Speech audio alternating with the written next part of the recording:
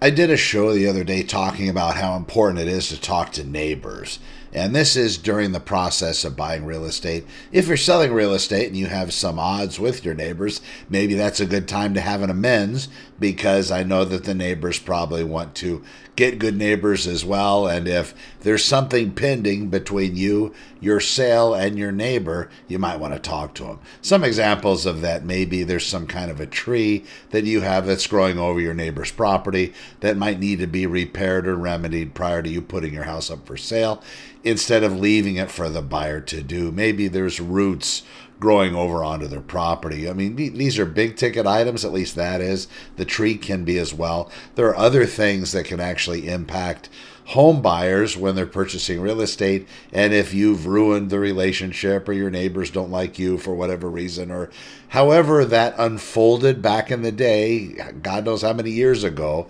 maybe it's something you want to fix. So that's not something you have to concern yourself with when it comes to selling your house. But buyers, when you're looking at residential real estate, it's incredibly important that you go talk to the neighbors. And that those are going to be the neighbors that are on all sides that impact your owning this particular piece of property or buying it. Now, in Santa Clarita Valley, there's some things that are kind of accepted. We have shared fences and shared walls in a lot of places. Shared fences are walls meaning a fence, but basically in Santa Clarita Valley, depending on where you're purchasing the house, it could be there could be one cinder block or wrought iron or chain link or some type of fence separating the two properties. And this particular fence is basically half yours and half the neighbors going right down that property line. And then in other places in Santa Clarita that exists, but then you have these oddly shaped lots as you get further back. Now the lot's rectangular in nature, at least for the front end and the two sides, but as you get further back into the lot, what you end up finding is, because there's some kind of an easement, maybe by a power company or the city, you're going to have some jaggedness in the back, and there might not be a fence back there at all. But you're going to have now that back neighbor, somebody that might be behind you, maybe they have charge of that particular fence. So this comes up. So let's talk just a little bit about this. I put together this napkin getting into some of the importance of vetting those neighbors, and this should be done right at the very beginning. So, of course, if you're going to be buying real estate anywhere in Santa Clarita, you're probably going to be talking to your agent. And your agent's probably going to try to identify areas for you depending on what you're looking for. Now, as far as, oh, there's high crime here, this is a problem, that's a problem, those are really good investigations for you to partake of yourself, just because your agent has a vesting in the interest and an interest in you purchasing a house. It's called their commission. Now, while they should be completely upfront with you and not play games and be completely as transparent as possible, sometimes human beings look at the money instead of the people. That's unfortunate. So to do your research, and that includes other types of research besides maybe calling the local law enforcement agency and saying, hey, I'm thinking about buying this house. This is the address. Do you have anybody I might be able to talk to maybe that handles that specific area? I know with Los Angeles Police Department, there were detectives that handled different types of crimes, some burglary, some robbery, some so on.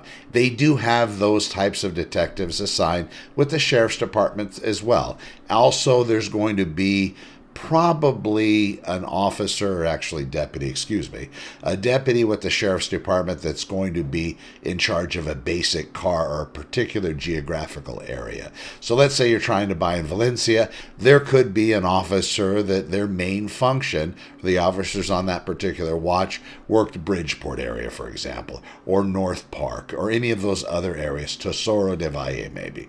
Castaic, there's probably a deputy there. Maybe somebody that's in close proximity to the lake for Stevenson Ranch. There could also be a deputy assigned over there as well. That's probably a good place to start for the law enforcement type investigation. Just find out who that is and see what they think about the area and find out what kind of issues there could potentially have. Now you have Megan's Law for the registered sex offenders. This is something else that you're going to want to look into. A lot of that stuff's online. Just before you get too far online, make sure the site you're looking at is actually well, the Megan's Law site. And if you're going to be looking up crime statistics and downloading an app on your phone, make sure it's a legit app. So do a little bit of research. None of these things should be paid for. It's just going to depend on the app. But most of them don't cost anything, but they supplement the income of the cost of the app with putting up ads. Just watch out for that and be wary. But again, look at those, kind of see what's happening. But that local law enforcement connection is going to be important.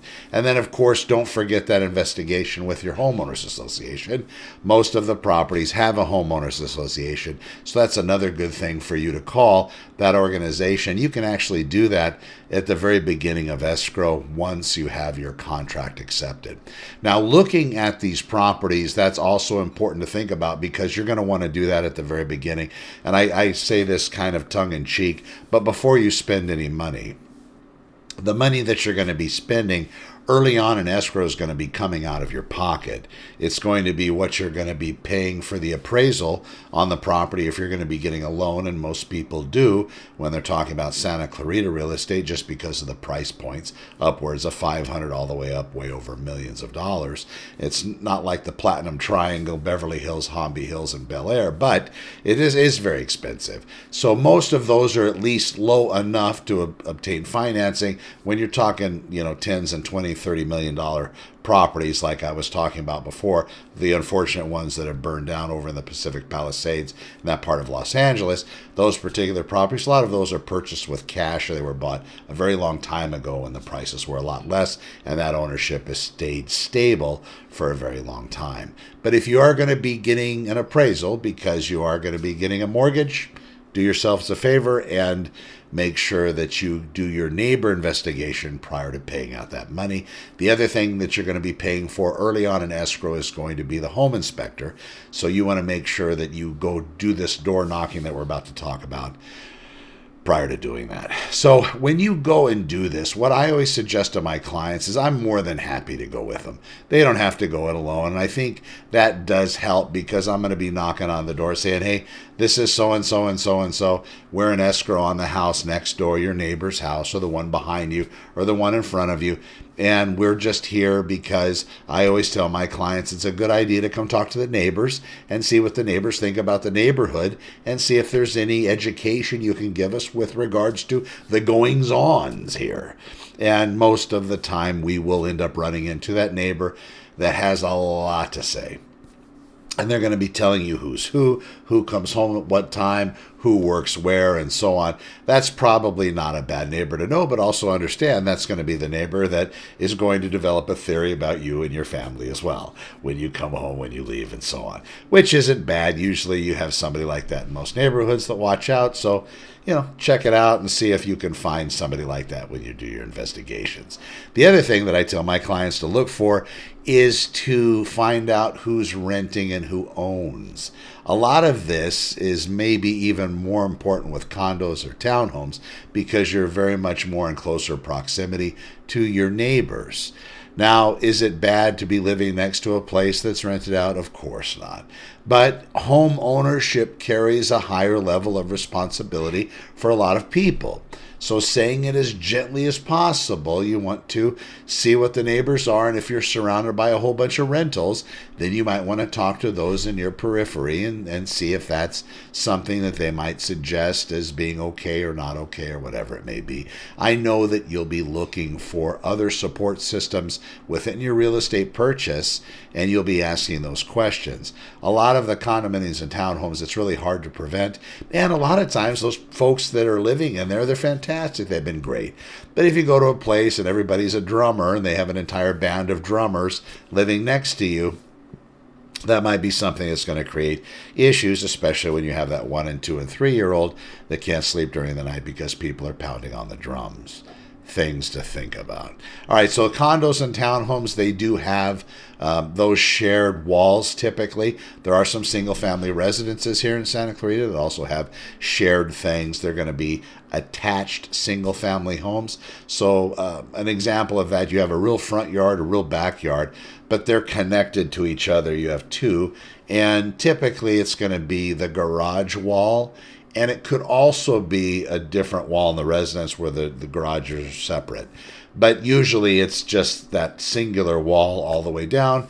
And the questions to ask with those, definitely want to find out who those neighbors are, because if something floods or goes wrong in their property, it could impact your property and vice versa.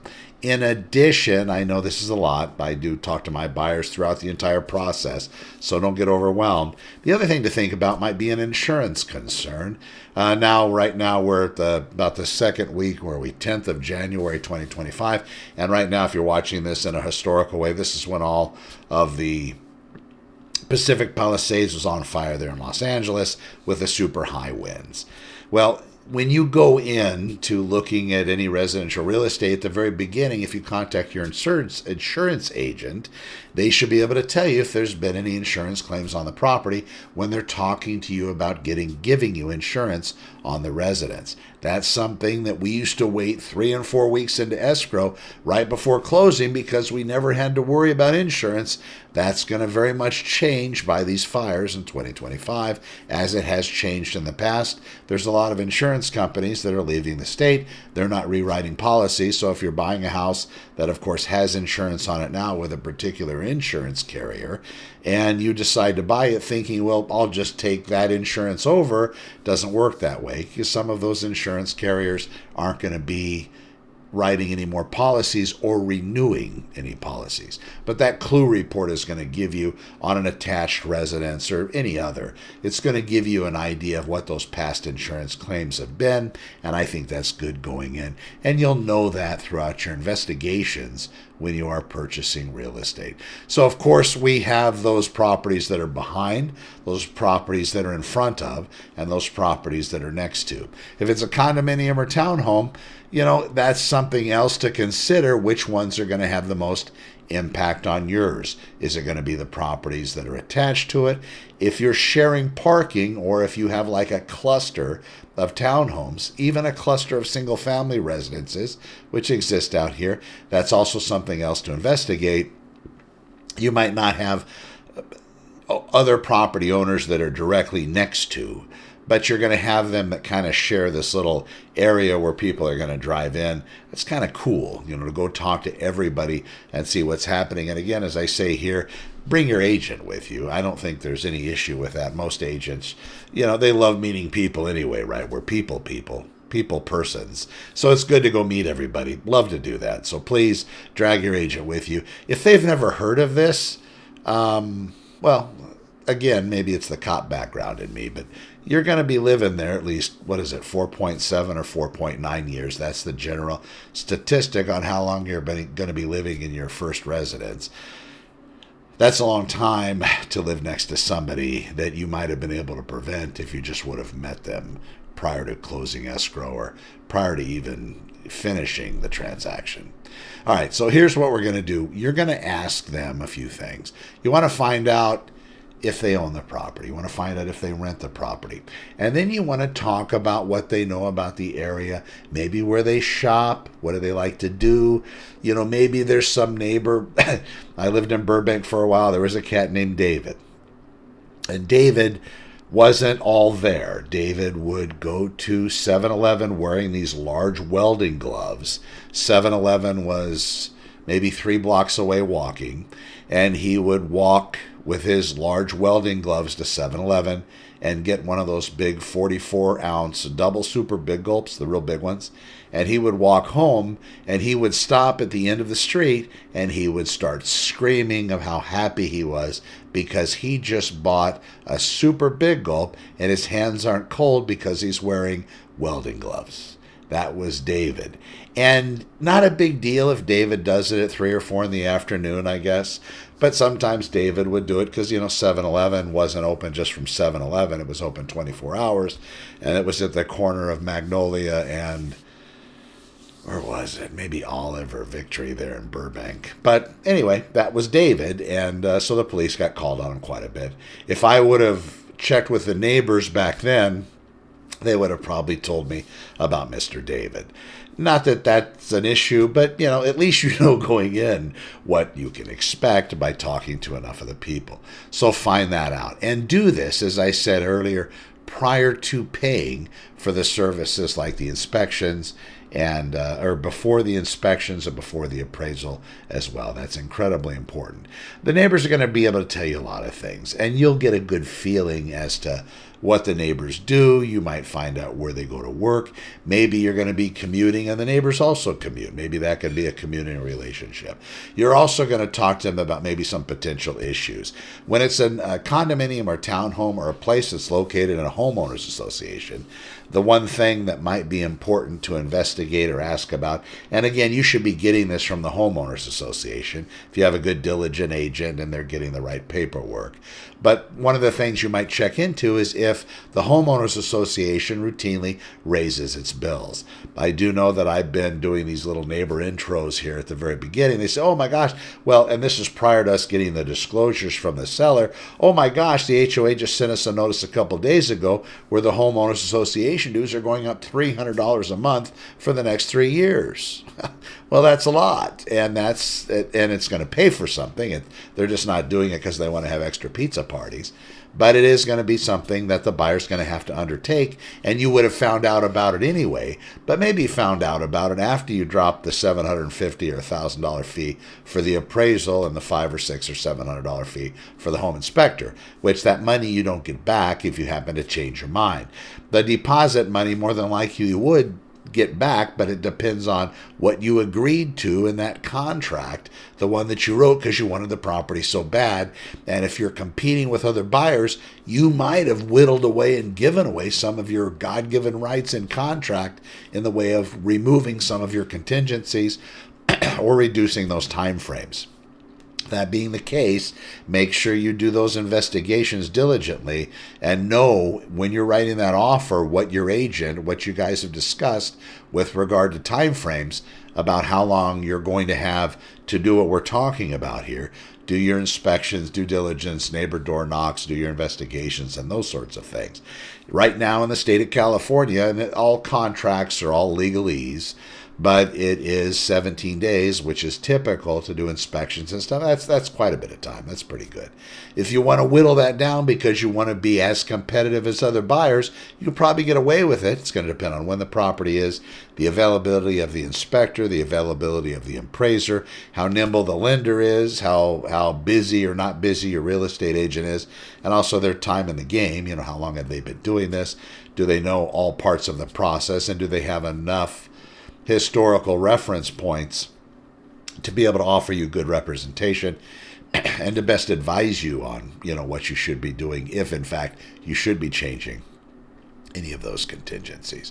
All right, so when we move into Santa Clarita Valley, most of the houses are going to be kind of close.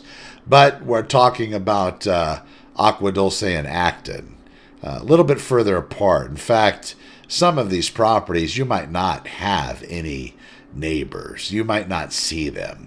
So in Acton and Agua Dulce, one of the things I would tell you is, do your best. There's going to be a plot map potentially generated when you're buying one of these residences that really have no visible neighbors. And there's not a lot, but they're there. And what I would suggest is seeing what your agent can do about discovering who owns those properties and kind of getting an idea maybe what kind of future those properties might reveal. Again, it's not going to be all done. You're probably not going to be able to figure out a lot of it. If you have a neighbor that's going to be driving distance away from your property because they share a fence line, I would definitely recommend you meeting them as well. That's very important. So please do that. It's going to be a little bit of a pain. Your agent might squawk a little bit, but you're paying them or somebody's paying them, so they need to earn their keep and their fee. But have them take you over there. And those are good neighbors to talk to as well because they're going to really know what goes on. And if maybe you're a city dweller and now you're moving out in this rural environment, maybe they'll have some good tips on how to sleep at night without hearing all the honking and the horn noise from the traffic that you're used to because you grew up in Los Angeles or San Francisco or Peru. They honk the horn like it's a second language over there. All right, so in Acton, California, that's something to look at. Also, they'll tell you Acton and Agua Dulce, they do have septic tanks in some of the properties. They do have water that has to be trucked in. If you're not used to those sorts of things, that's a cool question to ask. Your agent, you can research septic tanks and tanked-in water online, and that's fine. But actually getting it from a person that does that routinely, because that's how their property is configured, that's kind of cool. And I think that would help answer a lot of questions also. And I'm not talking about, having dinner with the folks, but 10, 15, 20 minutes, you can get a lot of information. If your agent's a good guy, they'll be able to ask the right questions. But this is just food for thought.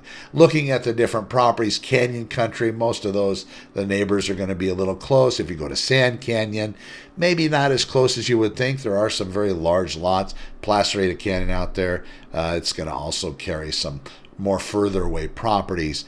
But again, it's definitely doable and definitely worth you meeting all the neighbors and making the best decisions possible.